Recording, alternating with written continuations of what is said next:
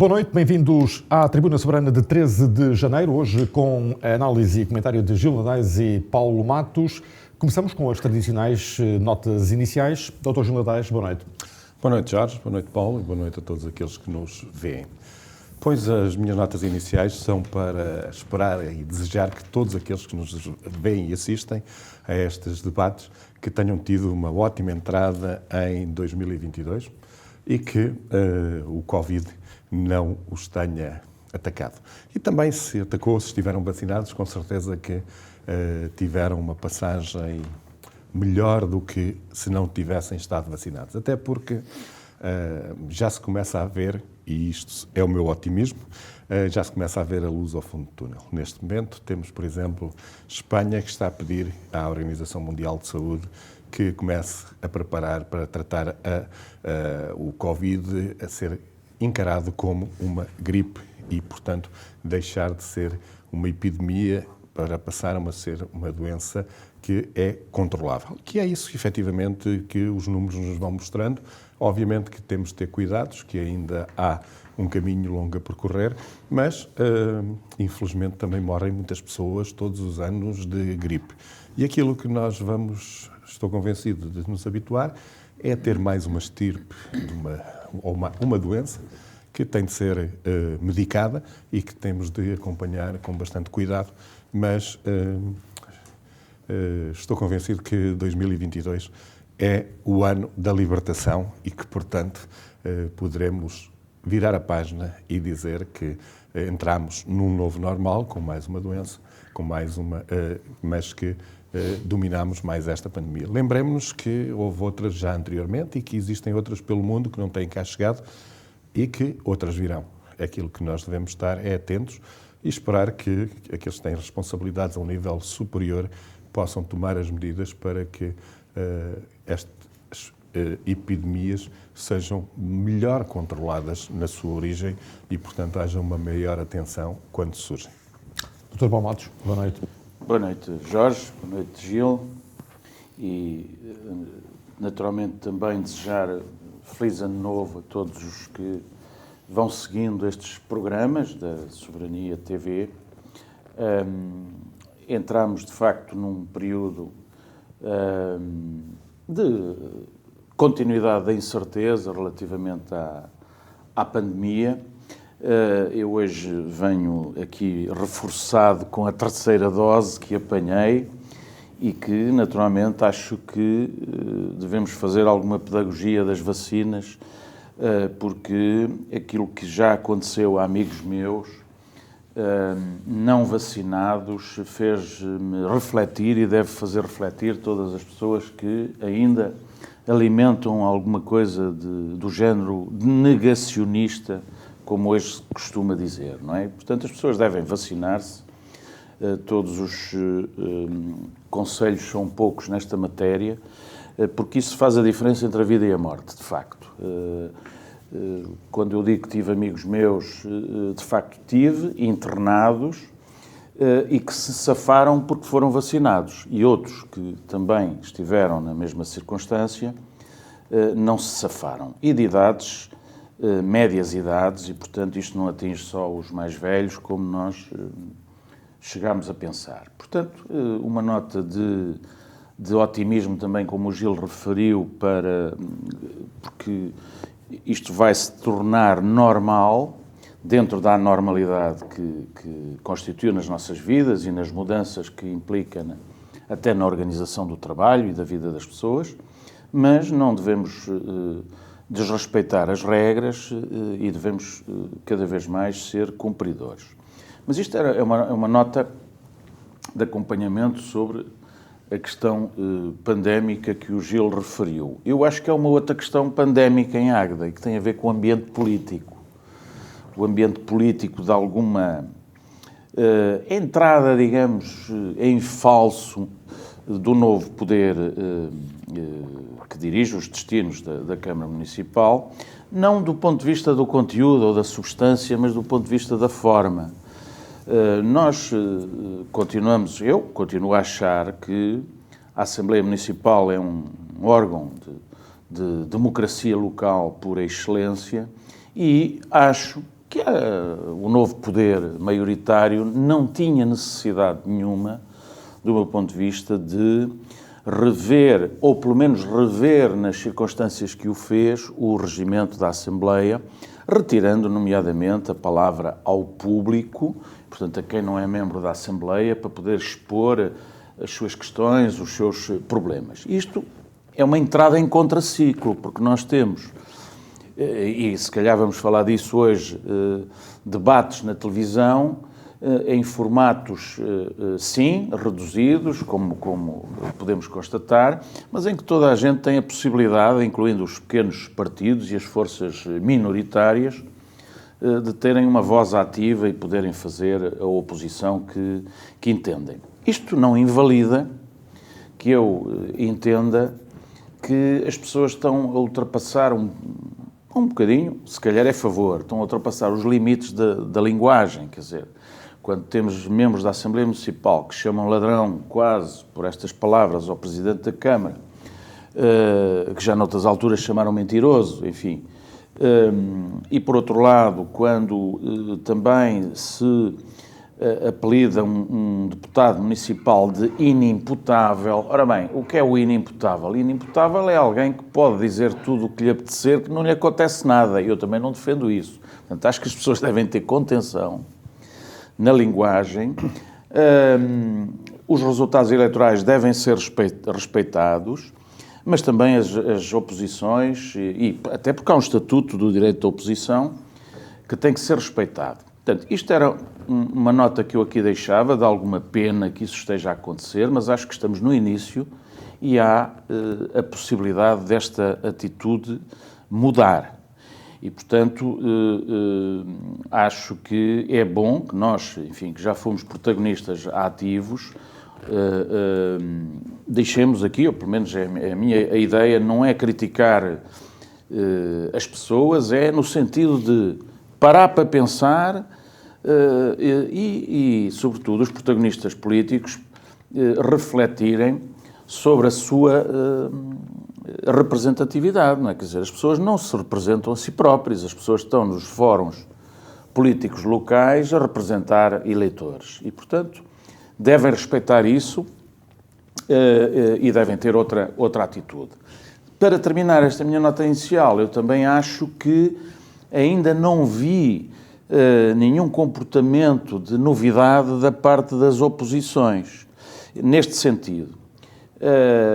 Não há propostas alternativas postas em cima da mesa, há um cavalgar, outra vez, de política de casos, não é? Pega-se em casos particulares para denunciar irregularidades, umas formais, outras eventualmente com efeitos até substantivos, mas acho que era tempo de abandonarmos essa política de casos, não é? E todos colaborarmos, enfim, eu hoje pareço o Papa a falar aqui, mas todos colaborarmos no sentido de trabalhar para o Conselho, ajudar o poder político local a conseguir determinados objetivos e a criticar, sim, mas com propostas alternativas. Eu não tenho visto isso, tenho visto apenas cavalgar essa política de casos.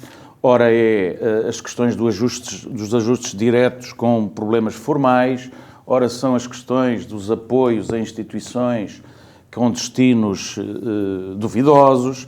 Enfim, e não quero dizer que estas questões não devam ser levantadas nos fóruns políticos locais, mas se as pessoas têm realmente, e era assim que eu faria, eu não faria porque eu não gosto da política de casos, mas se há realmente questões que afetam o interesse público e que põem em causa a utilização de dinheiros públicos, o que tem que se fazer é o que se tem feito noutros tempos. Aliás, o Gil, em determinada altura, o Gil não, mas quando o Gil tem uma entrada na vida política ativa, foi também na sequência de uma determinada participação que se fez às autoridades por práticas do poder local menos corretas. E, portanto, o que esta malta, passa a expressão, os políticos locais têm que fazer é encaminhar as queixas que têm para as instâncias próprias e não andarmos permanentemente neste ping-pong e nesta... há uma expressão que alguém utilizou, interessante, de luta de rankings para ver quem grita mais e quem tem mais audiências com as questiúnculas que vão surgindo. Portanto, não quero desvalorizar as questões, mas quero, e é a expectativa que eu tenho, quer relativamente ao poder, quer relativamente às oposições, para que não enveredem por este caminho que os eleitores não gostam. E nós teremos a oportunidade também ao nível nacional de poder comentar isso. Quer dizer, política de casos já não dá frutos eleitorais do meu ponto de vista. Dr. João Ladais, partilha desta ideia? Isto eu iria abordar nas minhas notas finais, mas já que aqui estamos, então posso antecipar. Pois, na realidade, eu acho que é uma política de casos, mas são casos que partem de mau levantamento e falta de transparência em alguns processos. E aquilo que deveria acontecer por parte do Executivo é que os procedimentos, quando chegam à reunião do Executivo ou chegam à Assembleia, vão devidamente preparados e vão fundamentados com tempo e bem fundamentados. Por exemplo, o Paulo referiu aqui um ajuste direto que, tanto quanto eu sei, desse processo, foi tentado meter numa outra obra que estava a ser realizada.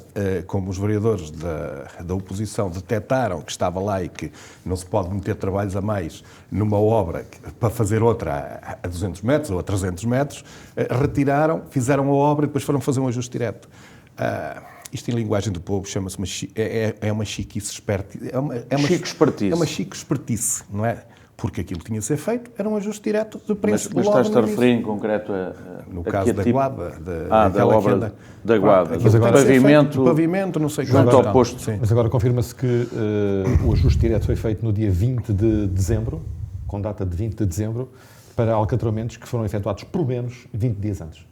Pois é isso mesmo que eu estou a dizer. Primeiro tentaram-na meter na Rua da Canada. Foi detectado isso.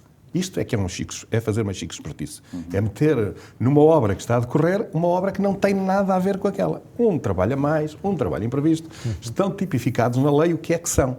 Não é, apetece-me fazer ali mais 200 metros ou apetece-me fazer acolá mais não sei quanto e meto aqui nesta obra e está tudo bem. Não, o concurso foi feito para aquilo e deve ser feito assim.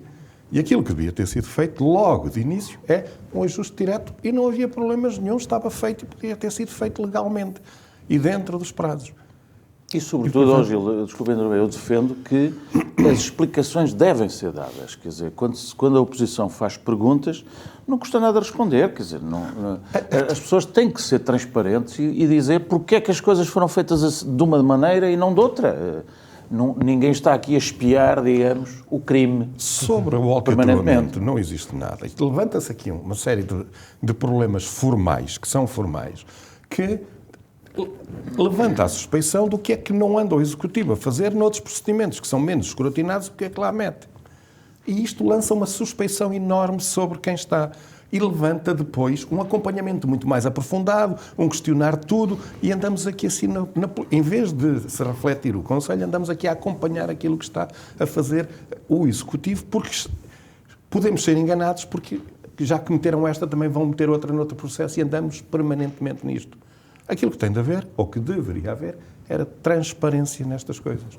Se fazemos isto, sim senhora, fazemos e damos a cara. Epá, tivemos problemas nisto, atrasou-se o procedimento, está aqui, sim senhora. Epá, e aquilo que eu conheço das pessoas que estão no Executivo e mesmo das que estão na Assembleia, se houver transparência, se houver explicação cabal e essa explicação for convincente, obviamente, as pessoas estão cá porque todos queremos, acho eu, o melhor para esta terra. Se andamos com habilidades, as habilidades vão... Exato, Gil, há uma acusação grave que o vereador do PS faz relativamente ao apoio à UBA, não é? Pelo menos do que eu li nos jornais, que é o apoio que foi dado à UBA, o dinheiro serviu para pagar a prenda da ex-vereadora Elsa Corga, doutora Elsa Corga, que foi mandatária da coligação atualmente no poder. E, portanto, este tipo de coisas, ou que serviu para pagar almoços e jantares e publicidade, quer dizer, este tipo de detalhe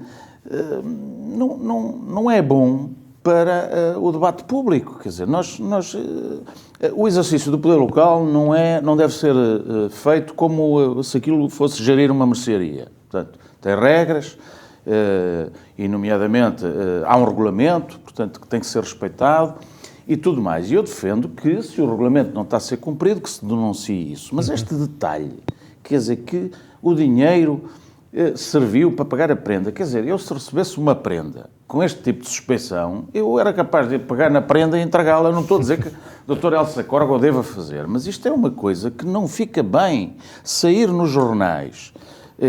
Este tipo de...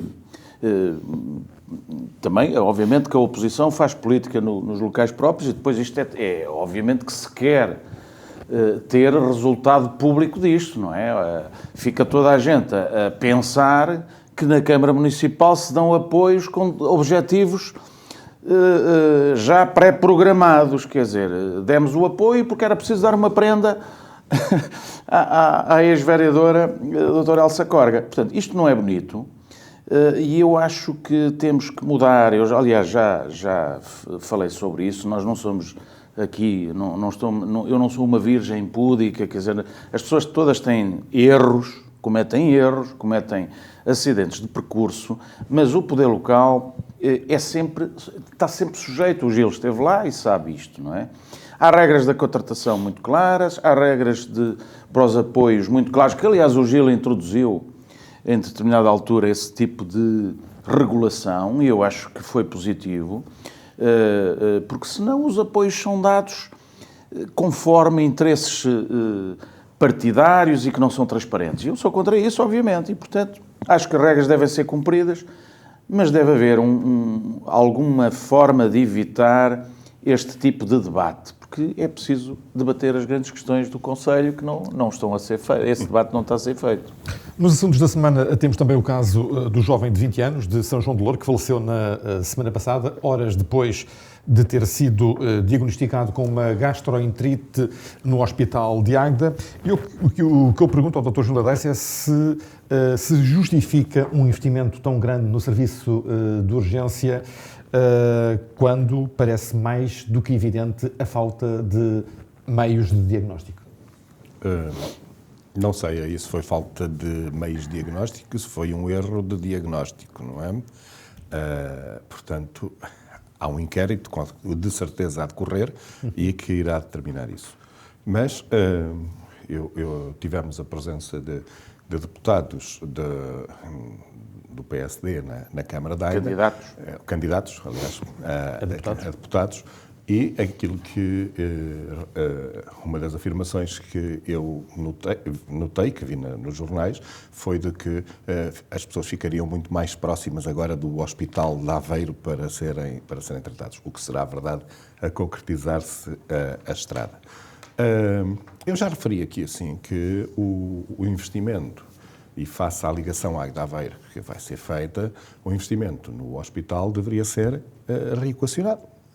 Porque se faz sentido termos um centro de saúde num lado e termos uma urgência de um hospital no outro lado. Se não seria melhor termos integrado todos os serviços até que o centro de saúde também está em obras. Sim, e portanto, já é tarde, já estão os dois equipamentos em obras. Claro, mas quando falei nisto, não estavam os dois em obras e até nem estava em concurso. Um estava em concurso, porque teve muitos concursos aqui, o do hospital, mas haveria que repensar este tipo de coisas, porque uma urgência básica é uma urgência básica. Sabe-se quais são os meios que tem ao seu dispor. Em princípio, deve ter 2 médicos obrigatoriamente e tem um conjunto dedicado de meios de diagnóstico que estão ali assim disponíveis. O Hospital de Águeda, nesse aspecto, tanto quanto eu sei, não sei se eles estão a funcionar, mas até é daqueles que tinha um número de meios de diagnóstico bastante interessante, não era o mínimo, pelo menos é a noção que eu tenho. Mas, basicamente, aquilo que tem que deve ser pensado e que devia ter sido pensado era se faz sentido termos uma unidade de urgência afastada do centro de saúde, porque vamos ao centro de saúde, é preciso um raio-x, vem ao hospital. E depois dizem que as pessoas vão todas para a urgência. Pois vão para a urgência porque se tiverem necessidade de um meio complementar de diagnóstico, têm ali e não têm no centro de saúde. E isto, que é verdade aqui, deveria ser repensado a nível do país, ao nível da saúde, porque nós em Portugal não temos uma saúde dirigida para a pessoa. Temos para a corporação médica, ou seja, os médicos da carreira hospitalar e os médicos da carreira dos centros de saúde. E, portanto, a pessoa é que tem de escolher se vai para o hospital, tem de ser o médico e fazer o diagnóstico primeiro, se vai ao centro de saúde ou se vai ao hospital.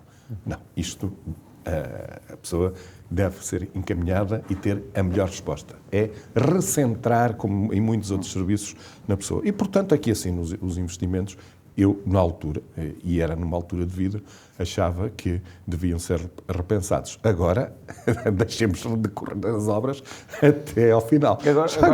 Agora deixa-me só dizer isto. Por exemplo, eu tive a oportunidade de ver o projeto do Centro de Saúde, o projeto de arquitetura, e tem um gabinete médico que está a cerca de 50 metros da sala de espera. Eu tive de ir ao centro de saúde, tive uma consulta de rotina. Centro de saúde.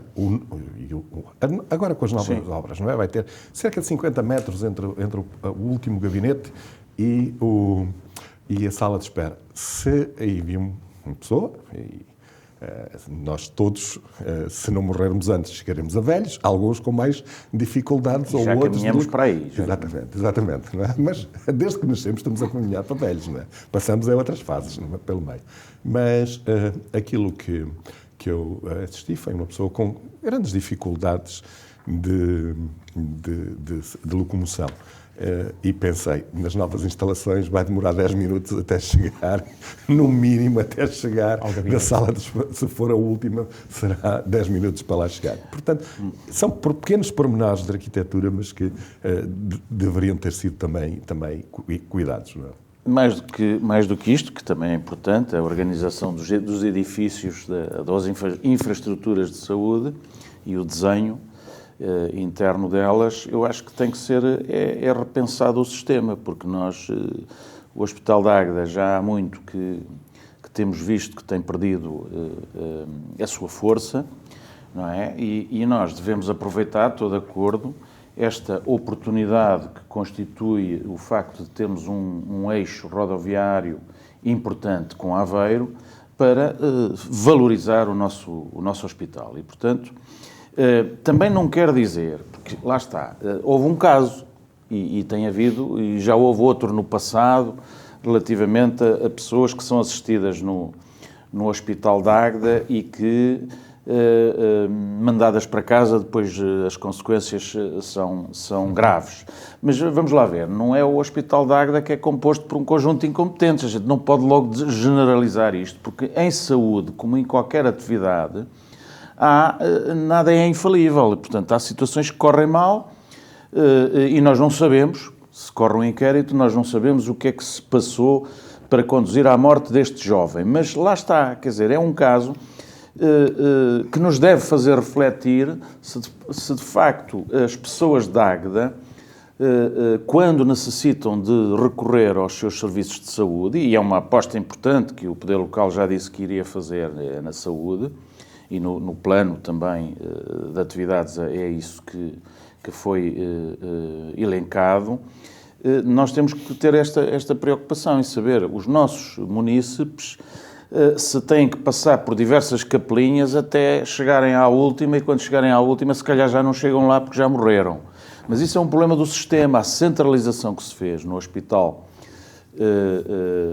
do Baixo Voga, com esta perda dos seus componentes, como é o Hospital de Águeda e de Estarreja, devia ser refletido e saber o que é que nós queríamos realmente para o nosso hospital. E, portanto, há que aproveitar esta oportunidade, do meu ponto de vista, porque vamos ter acessibilidades, e penso que foi isso que o Presidente da Câmara terá dito aos candidatos a deputados do PSD que visitaram a Águeda. Como pode ter dito, eu não sei, isso não saiu nos jornais, que nós temos outro eixo sem ser rodoviário, mas que também é importante para o desenvolvimento da Águeda, que é valorizar o parque empresarial do Casarão e tirar-lhe aquela imagem com que ficou do mandato passado da central de betão. Isto é, eu ouço falar que há dinheiro do PRR, que a Águeda conseguiu ou vai conseguir uma candidatura importante de cerca de 20 milhões de euros para dotar o parque empresarial do Casarão, e estamos a falar de indústria, não é? Era outra fileira, digamos, do desenvolvimento da Águeda,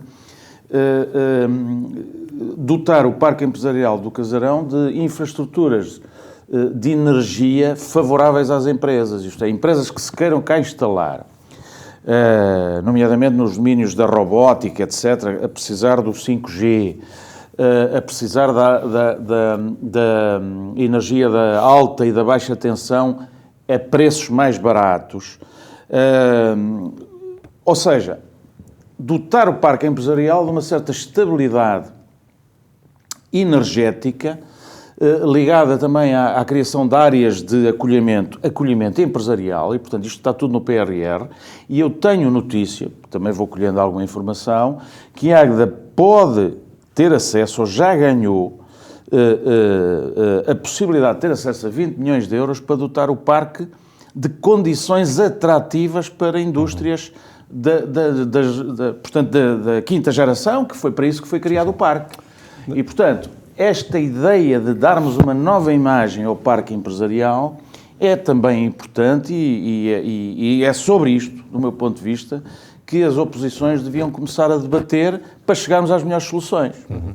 Já agora, eu gostaria de voltar aqui à saúde.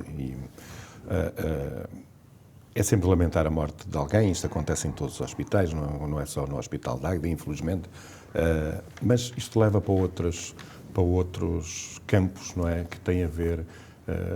É bom termos uma urgência, mas não é assim nada de muito espetacular neste momento. Os cuidados de saúde mudaram muito.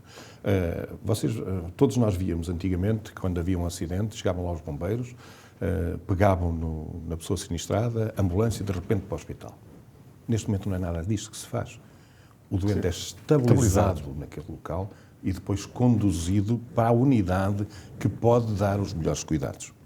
E, portanto, é dentro deste princípio que temos de começar a atuar. E é preciso gente qualificada a fazer isso. E haverá aí coisas agora que estão a começar a aparecer, não é? Que o advento da inteligência artificial aplicada à medicina virá também aqui trazer... Não estás a referir-te à telemedicina para a malta não estou a referir, das consultas e dos exames por telemedicina. Mas também pode ser, porque há muitas coisas que nós não precisamos de um médico para receitar o mesmo medicamento. Eu tomo... Sim, eu tenho exames e medicamentos. Okay? E tomo sempre os mesmos medicamentos. Ele devia ter uma rotina que era só carregar lá no botão e os medicamentos estavam atribuídos. Porque ia falar sobre isto, ocupava o médico uma vez por ano, ou uma vez, quando fosse necessário para alterar ou para verificar se estava tudo bem. Para ele ocupar o seu tempo a passar uma receita, isto não é preciso.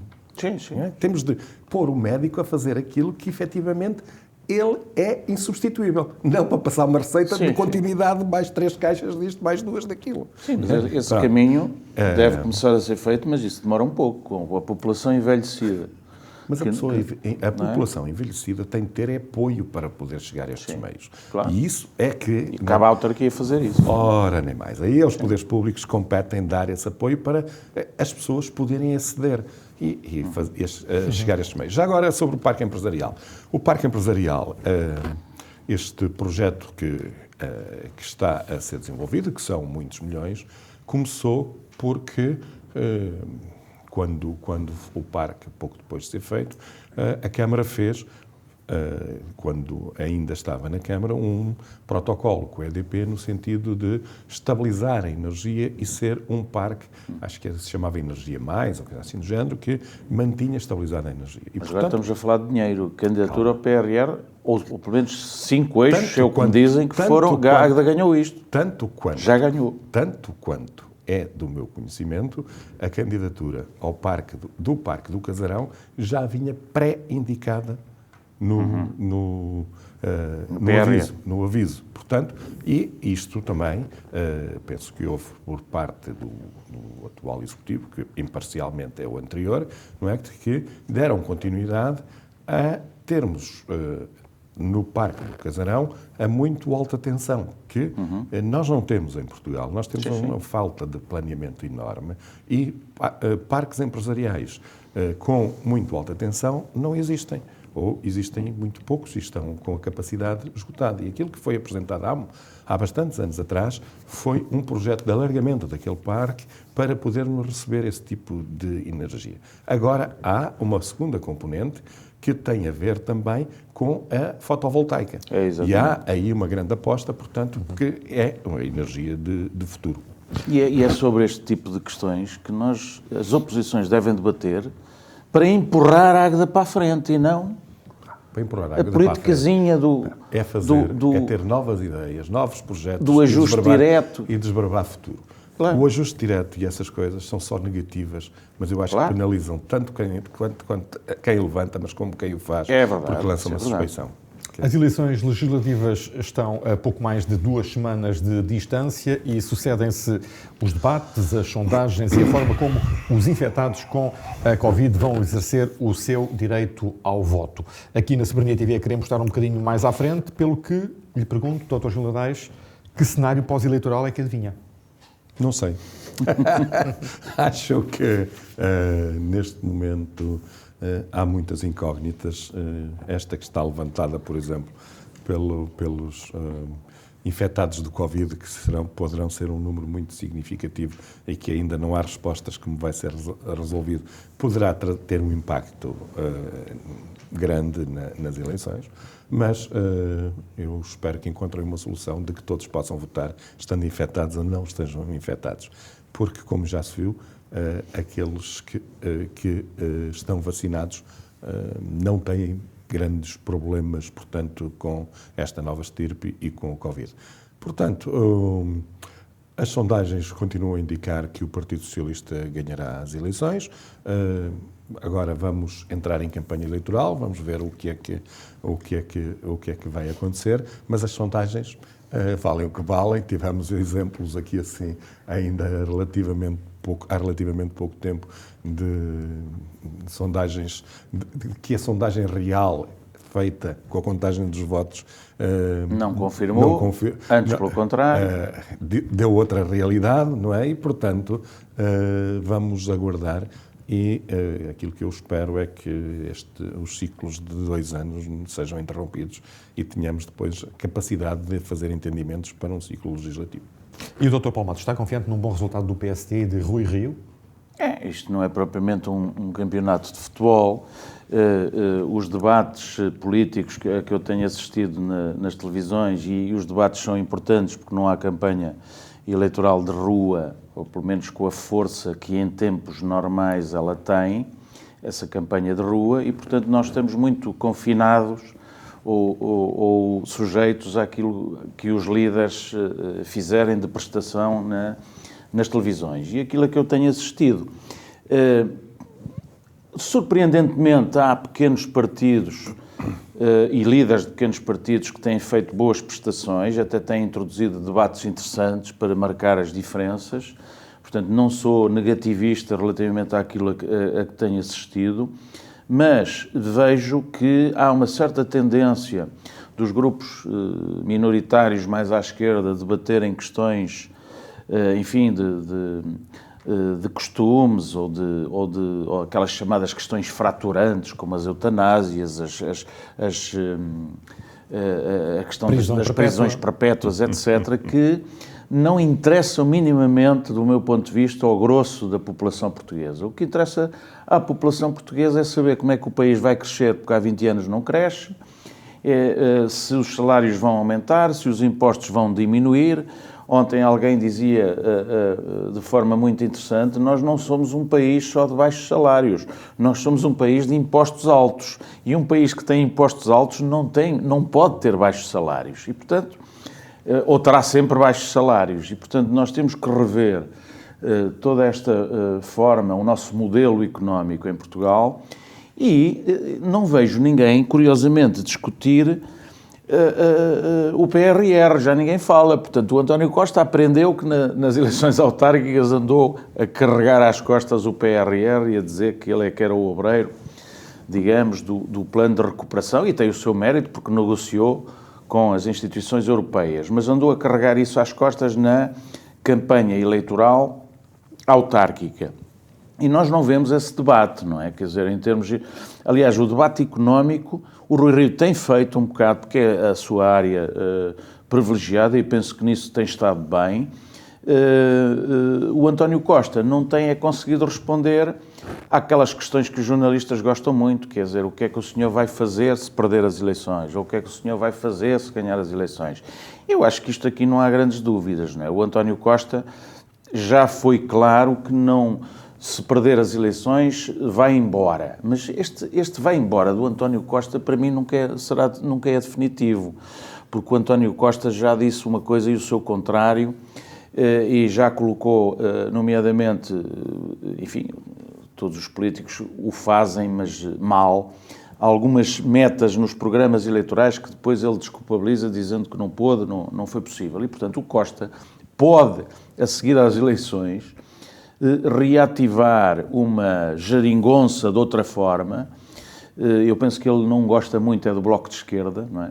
O PCP está sempre ali com a possibilidade de fazer um novo acordo com o PS e, portanto, nós temos aqui uma incerteza, quer dizer, se houver maioria de esquerda... Aliás, eu penso também o seguinte, se o Rui Rio ganha as eleições, que é uma possibilidade, mesmo com as sondagens ainda periclitantes, pode não lhe ser suficiente, como não foi no passado a vitória do Passos Coelho, e, portanto, a esquerda continua a ser dominante em Portugal, com um problema também no nosso espectro político, é que os extremos estão a crescer, sobretudo à direita, não é? Há um crescimento muito acentuado do Chega, e eu não sei até que ponto o Chega vai conseguir ou não ultrapassar o Bloco de Esquerda, não é? Por falarmos em extremos. De qualquer modo, até porque em Portugal fala-se muito em extrema-direita, mas parece que se tem algum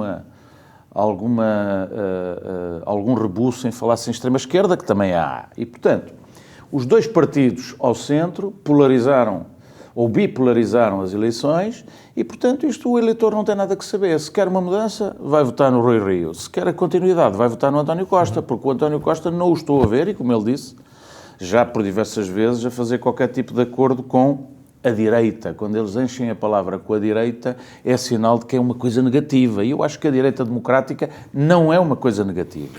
Assim como a esquerda democrática não o é. O que é negativo são os extremos, e isso é perigoso porque estão a crescer em Portugal. E se houver uma maioria de esquerda, é o fim de linha para Rui Rio? Não sei, depende do resultado. Vai-se embora? Depende do resultado eleitoral. Eu não estou a ver o Rui Rio ir embora assim de forma fácil, até porque preciso de uma alternativa. E não estou a vislumbrá-la assim muito de perto. No PSD. Alternativas não faltarão no PSD. E obviamente que se não ganhar o Rui Rio será muito difícil para ele continuar. Sim, ele também já o disse. Já prometeu que se perdesse para Paulo Rangel, colocava um ponto final na sua carreira política. Sim, mas... Isso foi muito recente. Sim, mas se perdesse não teria ido aqui às eleições. E agora, se for a eleições e se perder, penso que também... Mas lá está, nós temos também fixado muito o debate político neste momento em Portugal, nesta questão de saber quem ganha, quem perde, quer dizer, que é preciso debater, e os debates até nem têm sido maus. As pessoas têm debatido algumas ideias interessantes. E agora está tudo à espera do debate entre Costa e Rio. Sim, vai acontecer amanhã, quando o nosso programa for para o ar, este que estamos a gravar hoje, não é verdade? E as pessoas vão ficar na dúvida. Nós vamos ver o programa do debate entre o Rio e o Costa, ou vamos ver o programa do Nadais e do Paulo Matos. Ainda não temos a capacidade de antecipar o debate e o comentar aqui. Eu não sei se é à mesma hora. Eu penso que é às 9 da noite. Mas eu até me atrevo, não sei se com a autorização do Gil e da Soberania, as pessoas que vejam o debate entre o Rio e o Costa, porque pode ser muito interessante para a sua decisão eleitoral.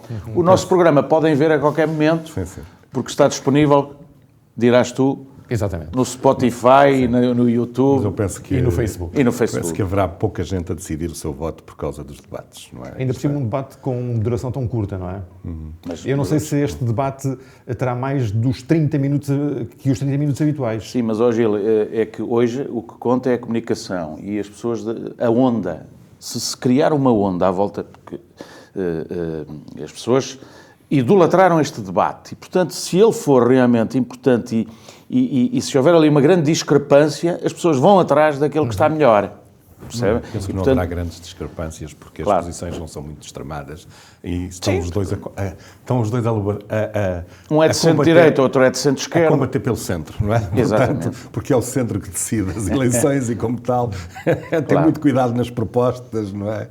E são debates que mandam. Vamos às notas finais. Pois a minha nota final foi esgotada, não é? Por causa daquela intervenção. Eu queria exatamente chamar a atenção do que se passa na área política, não é?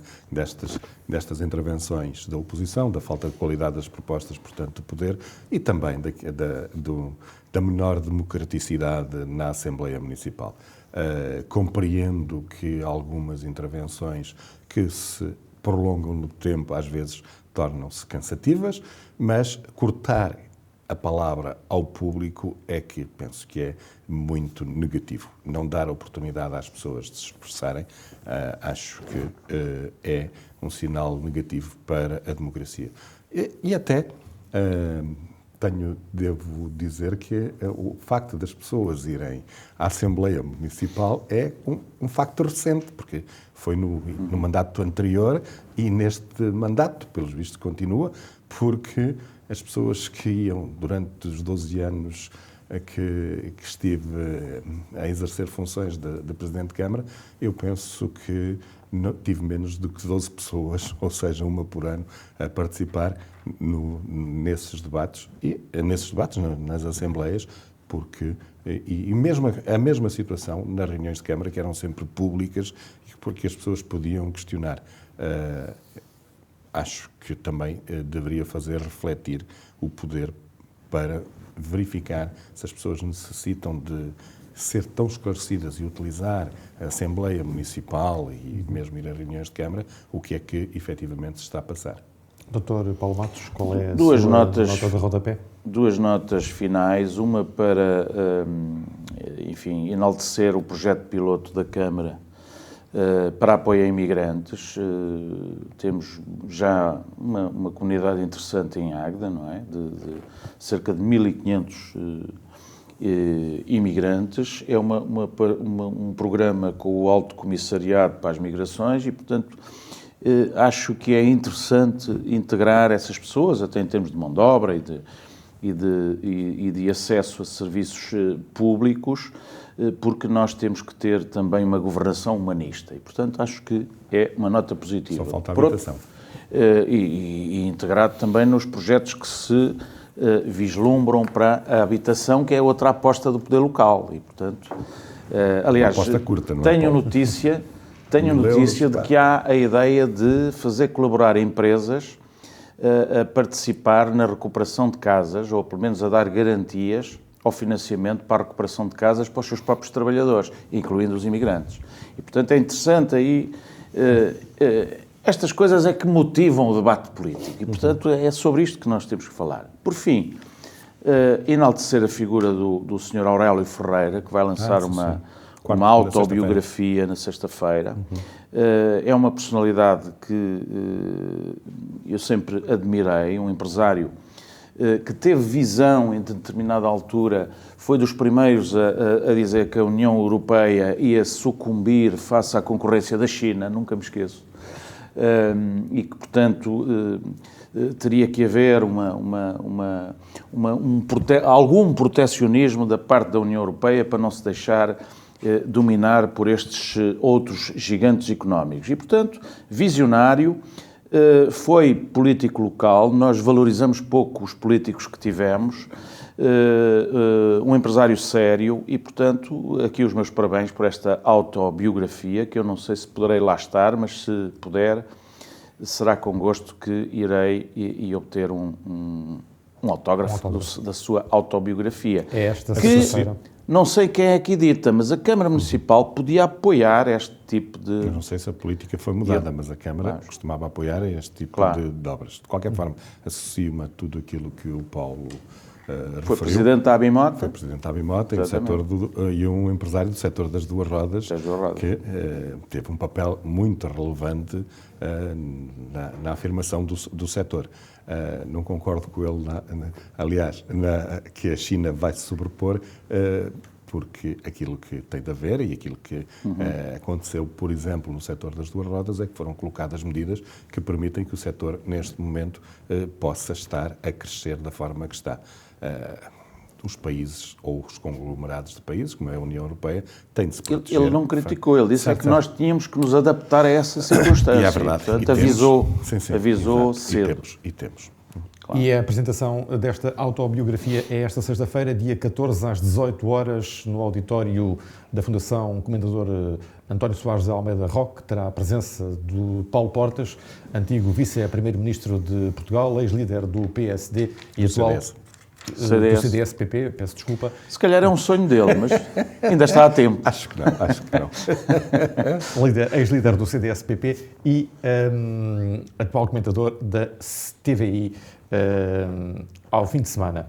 Final da Tribuna Soberana de 13 de janeiro, dia em que o Executivo da Câmara de Águeda aprovou em reunião extraordinária o lançamento do concurso internacional para a elaboração do projeto do eixo rodoviário Aveiro-Águeda. A Tribuna Soberana regressa à Soberania TV na próxima quinta-feira, dia 20, com os comentadores Ana Rita Carlos e Júlio Borrera. Boa noite e bom fim de semana.